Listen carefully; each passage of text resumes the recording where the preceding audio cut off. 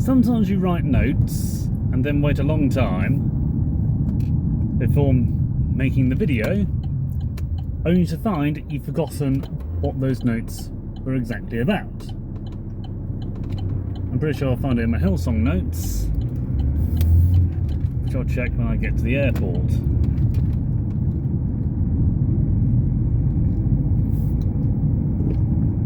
But I have a strong feeling my notes will consist of what is generally considered the base usage of something isn't the only usage of something. What do I mean by that? Well, my notes say food for sustenance, sex for reproduction. I have a feeling it's also linked with prayer.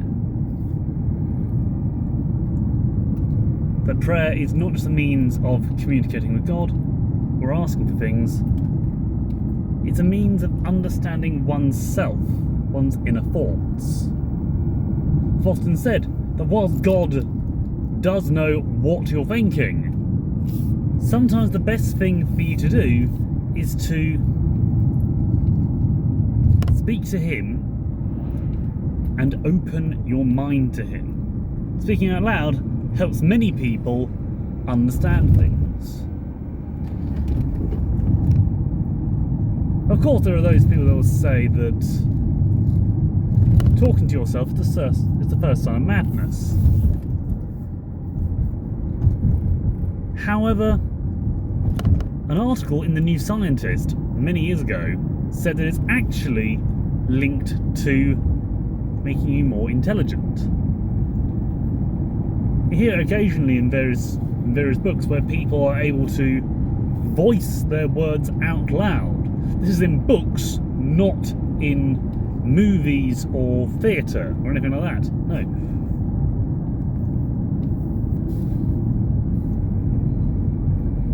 The fact it's in books shows that the character is finding it easier to voice it. I suppose because as they hear it echo back to them from a secondary stimuli, not just within their heads, it makes it somewhat easier to process. But why don't I start off with food for sustenance, sex for reproduction? Well, food is primarily for sustenance. There's a lot more to it than that. Food can be a means of bringing people together. It can be a means of sharing. Not just a meal, but also a conversation. In fact, when me and my old colleague were doing a extended version of the trading activity, when we worked at the Heritage Centre, we told a small story about a grumpy old man who would always get annoyed when people would try taking his stuff, until someone offered him some food. And then he offered them some of his things. In this case, it was a flint knapper. And that was a good example of how trade began. Unlikely to be the true origin, but it was a useful thing. Sharing, exchanging, swapping. It is true with sex. Let's be honest, those of us who have sexual relationships know it's not purely for reproduction. The few people that feel like it has to be that tend to be those who don't enjoy sexual relations at all, either due to being asexual or even, for that matter, having a trauma related to sex at a younger age. It's interestingly enough, when people start using those hard, blocky thoughts regarding things, that you start getting the most divisive ideas. This is a classic example that crops from forums quite often. If you were to slow down, which would you do? Brake then clutch, or clutch then brake? My response was, I'll be more focused on the road than the feet, which is actually very important. But that's by the by. It shows that if people are given a binary choice, they generally have two separate cliffs to climb. You have to consider where the middle ground is and see if it's even worthwhile going for either one, when realistically it can often depend on the situation more than the individual choices. You see that in so many places. The classic example is when people say that religion was for control. Yes, it has been used for control, in the same way that vehicles have been used to run people over, that horses have been used for warfare, and that petrol has been used to make bombs. Was that the original method or original use for religion?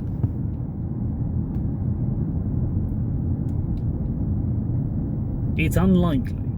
It's brought people together, and it has made improvements. Interestingly enough, despite what many people say, it has not held back the process of human history. You may say that the satisfaction argument, that we should be satisfied with what we have rather than strive for things that only science can provide, could be an argument there. However, there is a flaw in that argument, that it applies to other things, not just religion. That being the teacup. The teacup was invented in China, made of porcelain or fine bone china, as we think of it. But because they favoured the fine porcelain that was used to make it, rather than a clear substance which could be used to admire the colour of a substance. For example, a glass for wine. That meant they never developed glass. They were unable to make it themselves, and in fact didn't see a reason to, because as far as they could see, it wasn't necessary. And the lack of discovery of glass was not instituted by religion, but more than likely they were just satisfied with having tea and not wanting alcohol. They ended up hundreds of years behind the technological curve. They fell behind in the development of lens grinding, making telescopes, microscopes, reading glasses. They fell behind in chemistry because glass is chemically neutral. It can store all manner of corrosive and alkaline substances. And one could also say that it fell behind particularly in looking for things. There's no denying China has made leaps and bounds and has been processing remarkably fast, but it is still a newly industrialised country.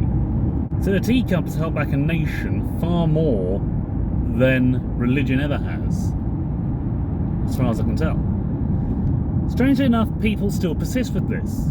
That is known as the conflict thesis, where both religion and science have been at loggerheads for centuries. I originally thought that as well, purely based on how pervasive the conflict thesis is. However, that is not the case. The only people that think that tend to be block-headed people who focus entirely on one side of the argument and never the other. The moment you're able to see both sides and look at the nuance of it, you can see just how broad a church the argument is, if you pardon the phrase. You may think I'm primarily focusing on atheists. Whilst this is primarily the focus of this video, there is no denying that there are religious people that think that as well, primarily the fundamentalists. Whilst I'll always bash on about the American ones, I can't deny there are such people in areas of Britain. I met one here in Scotland not too long ago. and there are certainly some in Australia. How can we fix this? How can we fix this issue of one thing being only used for one purpose just because it has been used for that purpose? How can we bridge the divide? The answer is actually very simple. Education. Across the board. I know there are many atheists who will say, when it comes to education, we must reduce the emphasis on religion. However, I must ask that they look at what they mean by that. Because religious ignorance only breeds further ignorance in those religious systems. You need a broader understanding. Suppression of any topic is never a good thing. If you want to understand and appreciate music, you don't necessarily need a degree in music, but it's worthwhile studying it. Same with art. Same with English literature. You're going to focus entirely on mathematics and science, then you're losing an awful lot of culture and stamping down on something that really doesn't need to be stamped down. Education on history, education on religion, and education in science is the important thing to ensure that all things get respected. There are those that will say we don't need to respect religion at all, but I'll say the same about science, really. Though interestingly enough, the education problem arises again here, because if you only listen to those people that are high profile and don't do your studies, don't do your proper education on this, you're going to end up just as ignorant as if you hadn't bothered to do any research at all. You find so many people like that on the forums. In fact, I am preparing to do a video on one such group who could be considered an echo chamber in that regard.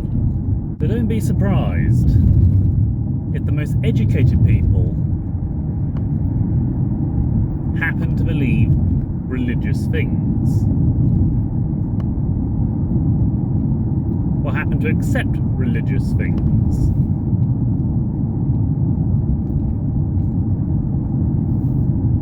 Because as a wise man once said,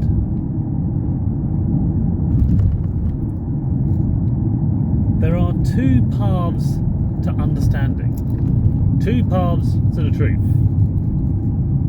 I choose to take both of them. So be prepared to take as many paths as necessary to get to the truth. Because just one of them will only get you to a small part of it. Stay humble, stay safe, and God be with you, my friends.